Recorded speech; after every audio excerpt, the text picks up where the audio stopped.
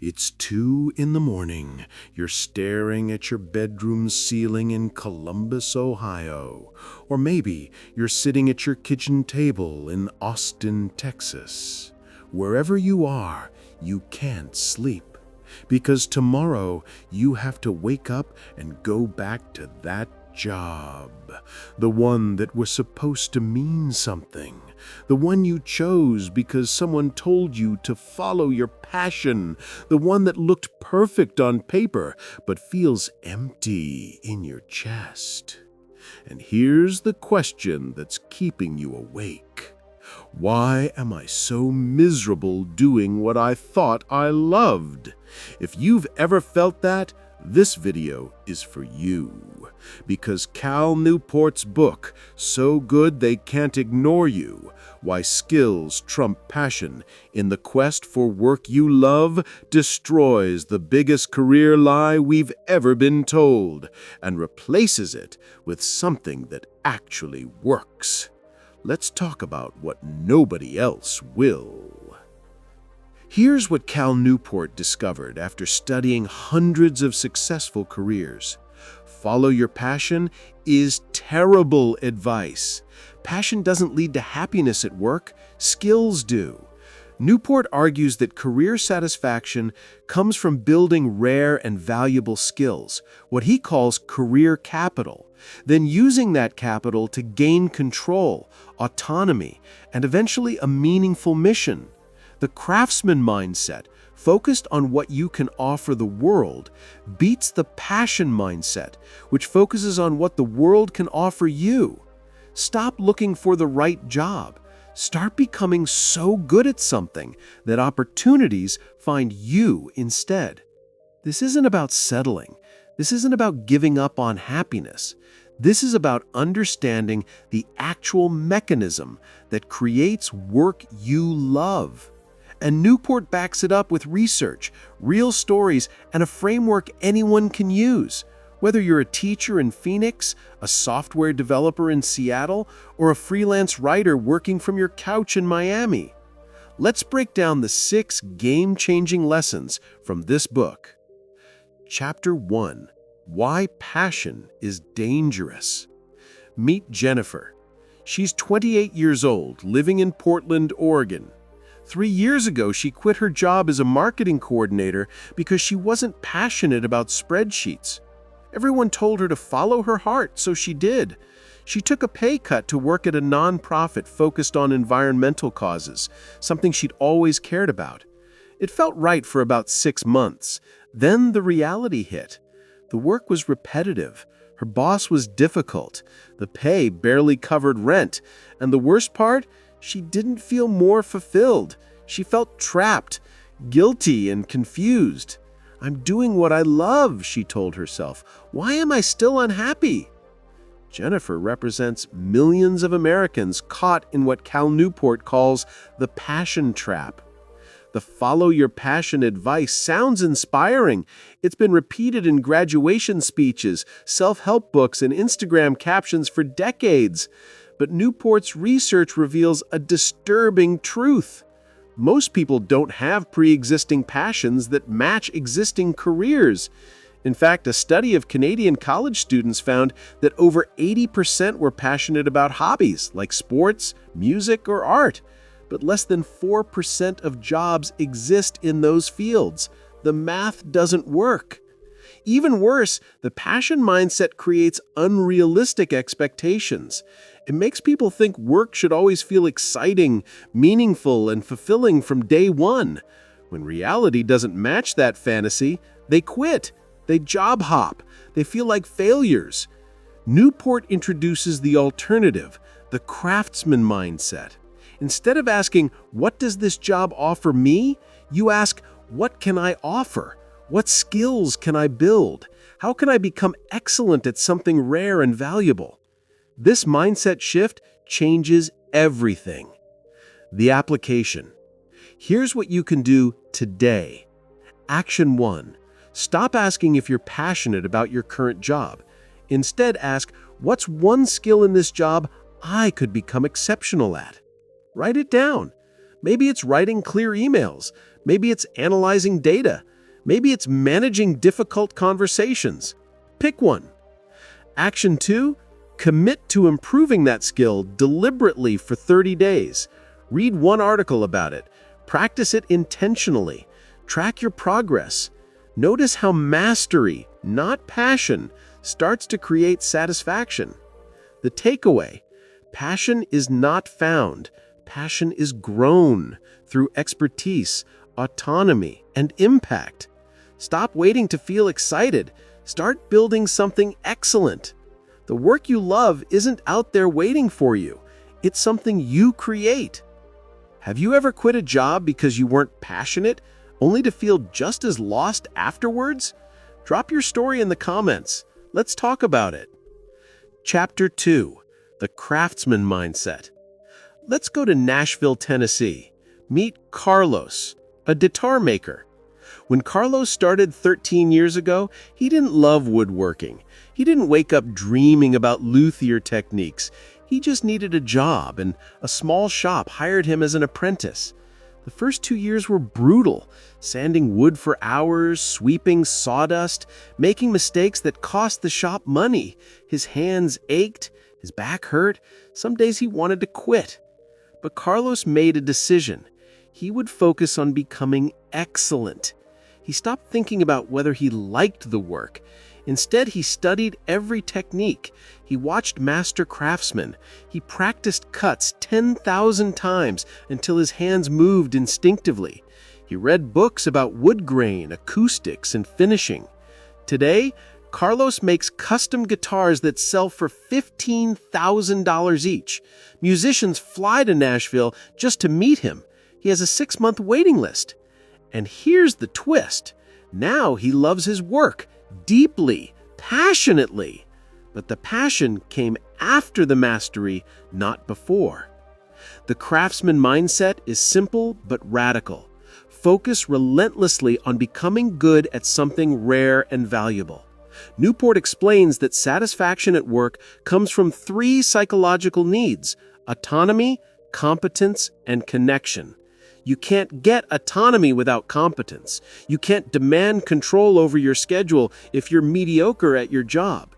You can't create impact without skills people actually need. The craftsman mindset is how you build leverage. It's not about passion. It's not about finding yourself. It's about offering something so valuable that you gain the freedom to design the career you want. Newport contrasts this with the passion mindset, which constantly evaluates whether a job feels right.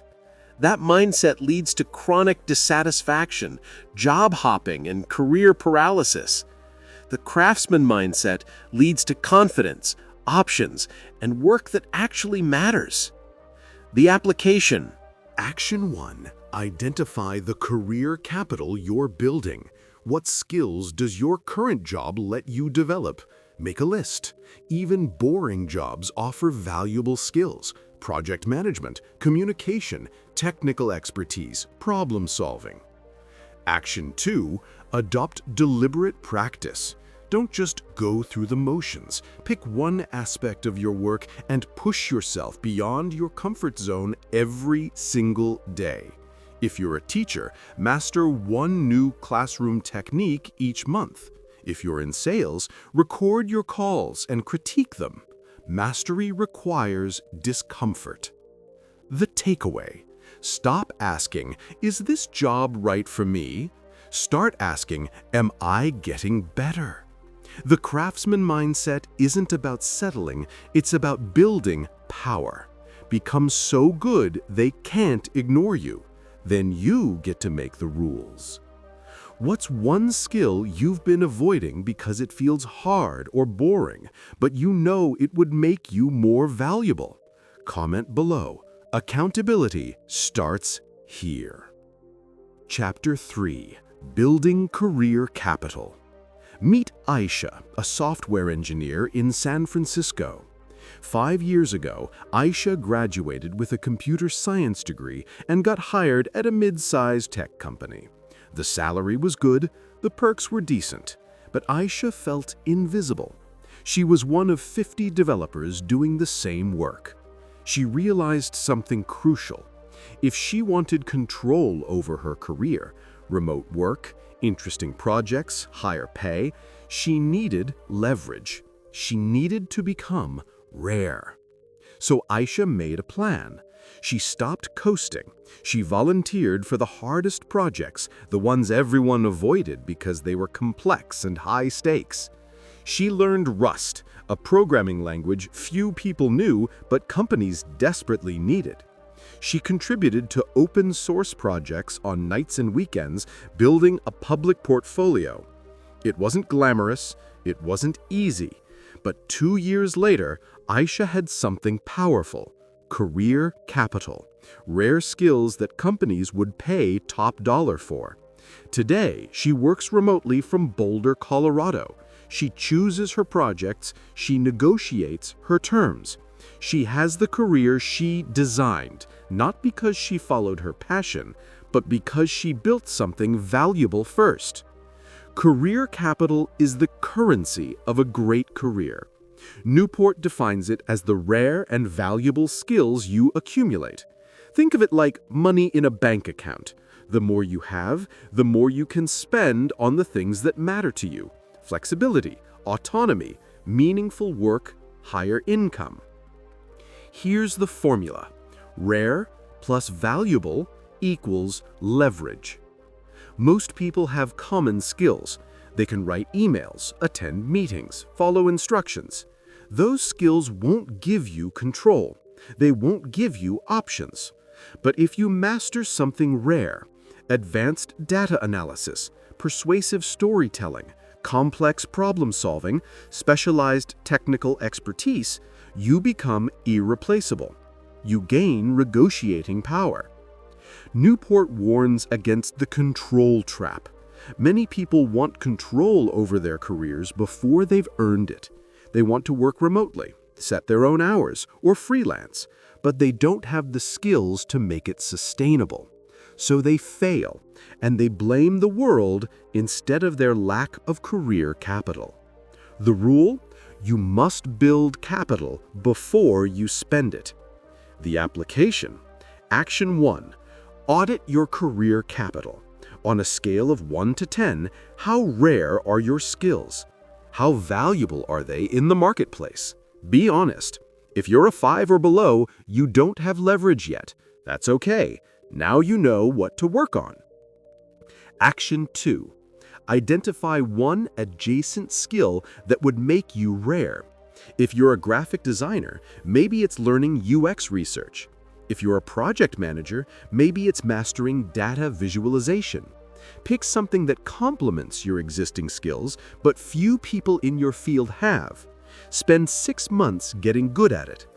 The takeaway: you can't negotiate for a dream career with average skills. Career capital is earned through years of deliberate practice, discomfort, and focus. Build capital first, spend it later. That's the only order that works. Chapter 4. The Control Trap. Meet Daniel, a freelance writer in Denver, Colorado. 3 years ago, Daniel decided he was done with office life. He wanted freedom. He wanted control. So he quit his job, declared himself a freelance writer, and expected clients to line up.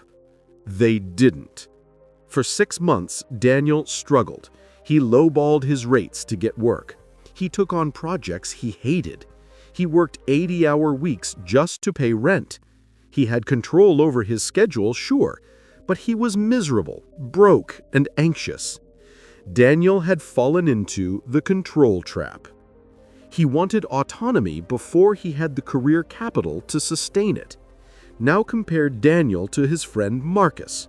Marcus also wanted freedom, but he took a different path. He worked at an advertising agency for 5 years, becoming one of the best copywriters in the city. He built a portfolio. He networked. He became known for delivering results. Then he went freelance. Within a month, he had 3 retainer clients paying premium rates. He had control and the capital to back it up. Today, Marcus works 20 hours a week and earns twice what Daniel does. The difference? Marcus earned his control. Daniel tried to skip the line. Newport identifies two critical rules about control. Rule 1: control is powerful. Autonomy is one of the strongest predictors of job satisfaction. People who control their schedule, their projects, and their environment are happier, healthier, and more productive. Rule 2: control requires capital. You can't demand autonomy if you're not valuable. Employers won't give you flexibility if you're replaceable. Clients won't pay you premium rates if you're average. And they crash. Newport also warns about the other side, the control trap for valuable people. Once you become good, your employer will resist giving you control. They'll offer raises, promotions, and perks to keep you locked in.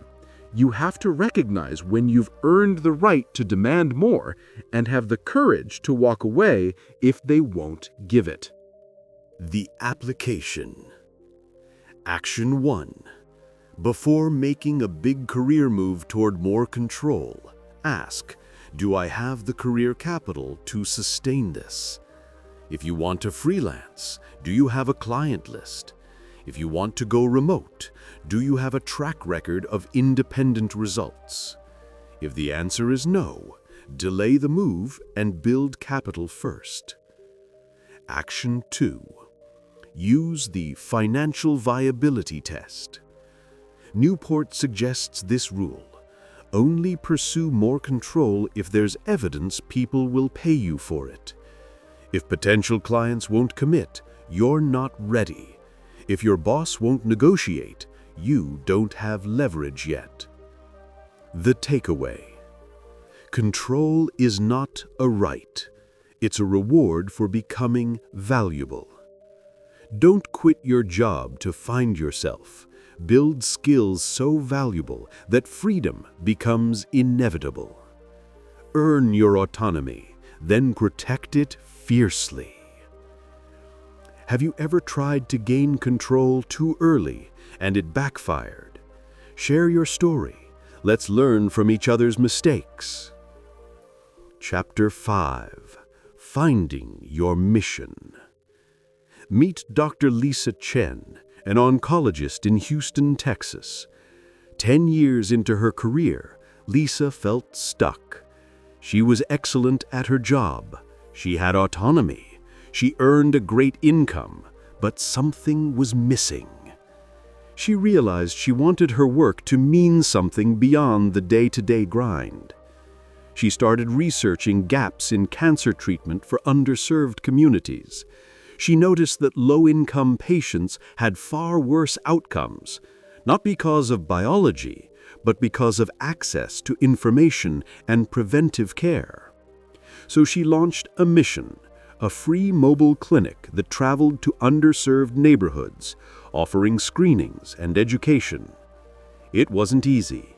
She had to learn fundraising, public speaking, and nonprofit management, none of which medical school taught her. But because Lisa already had deep career capital in oncology, she could afford to take risks. She had credibility. She had connections. She had leverage. Today, her mobile clinic serves 5,000 patients a year. Lisa still practices medicine, but now her work has a mission, and it's the most fulfilling thing she's ever done. But here's the key. Lisa didn't start with a mission. She started with skills. The mission emerged after she became excellent. Newport argues that a meaningful mission is the ultimate form of career satisfaction. But missions aren't discovered through soul-searching. They're unlocked through expertise. Here's why. Missions exist at the adjacent possible, the cutting edge of a field. You can only see what's possible once you've mastered the fundamentals. A beginner can't identify meaningful gaps or opportunities. Only experts can. Newport uses the metaphor of an archaeological dig. You have to dig deep into your field, build skills, study the landscape, understand the problems before you uncover the treasure. Missions aren't lying on the surface, they're buried. This contradicts the popular advice to find your purpose. You can't find what you haven't earned the ability to see. The process? Build career capital, gain expertise, explore the edges of your field, then identify a mission that feels meaningful and that you're uniquely positioned to pursue. The application. Action 1. If you've been searching for your purpose, stop. Instead, commit to becoming excellent at something first. Missions reveal themselves to people who've put in the work, not to people who are still figuring out the basics. Action 2. Once you have deep skills, spend time at the adjacent possible. Read cutting-edge research in your field. Talk to leaders. Ask, what problems do people in my industry complain about, but no one is solving? That's where missions hide. The takeaway. Your mission isn't hiding inside you. It's waiting at the edge of your expertise. Stop looking inward. Start building upward. Purpose isn't found. It's earned through mastery.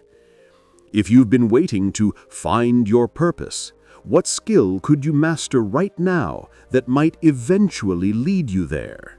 Drop it in the comments. Chapter 6. Making small bets. Meet Jamal, a high school history teacher in Detroit, Michigan. Jamal loved teaching, but he wanted to reach more students. He had a vague idea: create online history lessons that made the subject feel alive. But he didn't quit his job to launch a startup. He didn't take out a loan. He didn't bet everything. Instead, Jamal made a small bet. He created one YouTube video explaining the causes of World War I, filmed on his phone, edited in iMovie, published on a Saturday afternoon. It got 47 views, but Jamal kept going. Every week, one video, small bets, low stakes. He tested different styles, topics, and formats. Some flopped. A few went viral. Over 2 years, his channel grew to 20,000 subscribers. A textbook publisher noticed. They hired him to consult on a digital history curriculum. He started earning side income doing something he loved, all because he made small, smart bets instead of one big, risky leap. Today, Jamal still teaches full-time. But he has options, he has leverage, and he built it without risking his stability. Newport introduces the small bet strategy, inspired by successful innovators. The idea? Don't wait for the perfect plan. Make small, low-risk experiments that teach you what works. Most people fail at career changes because they make one giant bet. They quit their job to start a business. They invest their savings into an idea. They go all in before they have evidence. Small bets flip that approach. They let you explore the adjacent possible without catastrophic risk. Think of it like A/B testing your career. Try something small. Measure the feedback. Learn. Iterate. Only double down when you have proof. Newport studied scientists, artists, and entrepreneurs who built meaningful missions. Almost all of them used this strategy. They launched pilots, side projects, or experiments, then scaled what worked. This approach works for anyone. Teachers can create free online courses. Accountants can start consulting on weekends. Nurses can launch health blogs. Engineers can contribute to open source projects. Small bets let you test your mission before you risk your livelihood. The application. Action 1.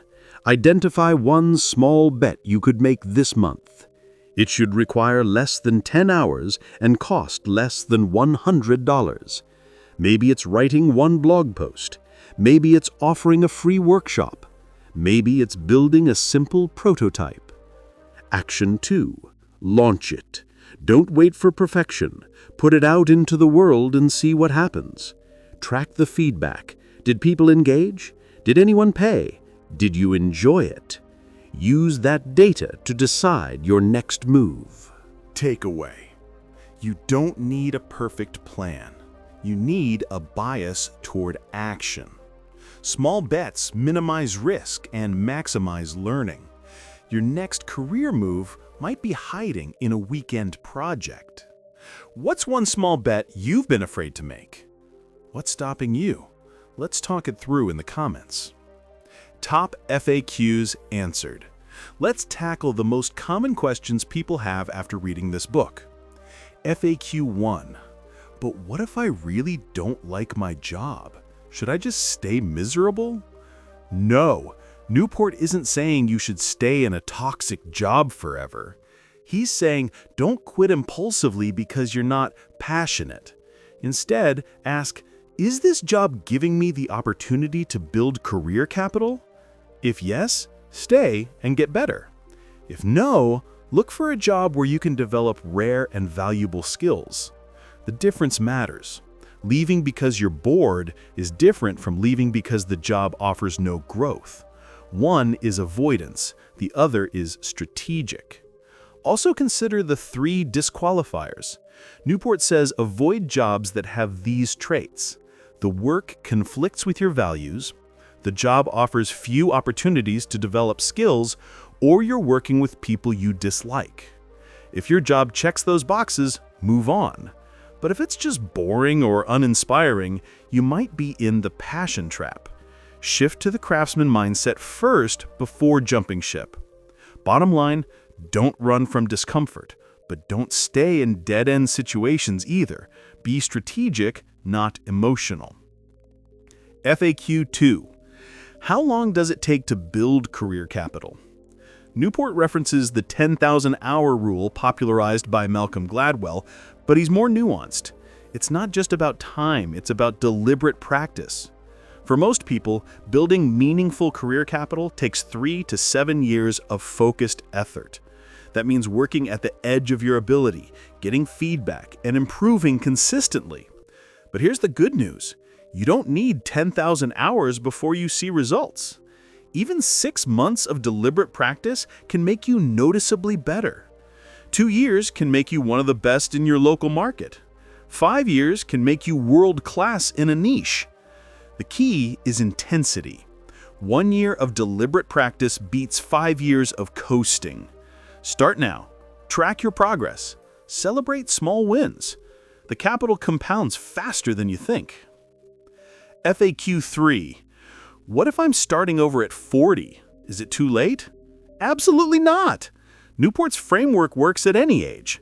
In fact, older professionals often have advantages: discipline, emotional maturity, perspective, and existing networks. The challenge isn't age, it's impatience. People expect fast results, but career capital takes time, whether you're 25 or 55. The strategy? Leverage what you already know. If you spent 20 years in finance, you already have transferable skills: analysis, communication, problem solving. Find an adjacent field where those skills are valuable. Build one new rare skill. Combine your old capital with your new capital. Example: a 45-year-old accountant who learns Python becomes a rare financial analyst. A 50-year-old nurse who learns health coaching can launch a consulting business. Your experience is an asset, not a liability. Use it. FAQ 4. How do I know if I'm building the right skills? Look for market signals. Are people willing to pay for what you do? Are companies hiring for this skill? Do people ask you for advice about it? If yes, you're on the right track. If no, you might be building skills that feel interesting but aren't valuable. Newport suggests the market test. Before investing years into a skill, test demand. Offer a free service. Post about it online. See if anyone cares. Also, talk to people 5 to 10 years ahead of you in your field. Ask what skills gave them leverage. Learn from their experience. Don't guess, gather evidence. Final thoughts, your next step. Let's bring it all home. You started this video at 2 in the morning, staring at the ceiling, wondering why your career feels empty. Now you know. It's not because you chose the wrong path. It's not because you're broken or lazy or missing some secret passion. It's because you believed the lie. The lie that says passion comes first. The lie that says you just need to find the right job. The lie that happiness at work is about what the world can give you. Cal Newport's book destroys that lie and replaces with truth. Work you love is built, not found. You build it by adopting the Craftsman Mindset, by accumulating career capital, by earning control through skill, by unlocking missions through expertise, by making small bets and testing your way forward. This isn't sexy advice. It's not a shortcut, but it's real, and it works. Think about Carlos, the guitar maker in Nashville. He didn't love woodworking at first, but he committed to mastery, and mastery created passion. Think about Aisha, the software engineer who built rare skills and now designs her career on her terms. Think about Dr. Lisa, who found her mission only after she became excellent. These aren't special people. They're people who understood the rules. And now you do too. So here's what you're going to do. Step 1. Stop asking if you're passionate. Start asking what you can become exceptional at. Step 2. Identify one rare and valuable skill you can build in the next 6 months. Write it down right now. Step 3. Practice deliberately, not casually, not when you feel like it. Every single day, push yourself just beyond your comfort zone. Step 4. Track your progress. Notice how competence creates confidence, how confidence creates options, how options create freedom. Step 5. Make a small bet. Launch something. Test something. Create something. See what the world tells you. You don't need passion. You need a plan. You don't need the perfect job. You need valuable skills. You don't need to find yourself. You need to build yourself. Become so good they can't ignore you. And everything else, fulfillment, autonomy, purpose, passion, will follow. If this video helped you see your career differently, do 3 things right now. 1. Hit the like button. It tells YouTube to share this with people who need it. 2. Subscribe to Ladder Up English and turn on notifications. Every week, we break down the books that actually change your life. No fluff, just strategies that work. And 3, drop a comment. Tell me, what's the one skill you're committing to master this year? Let's build accountability together. And if you know someone stuck in the passion trap, send them this video. It might be exactly what they need to hear. Thanks for watching. Now, stop waiting. Start building. You've got this.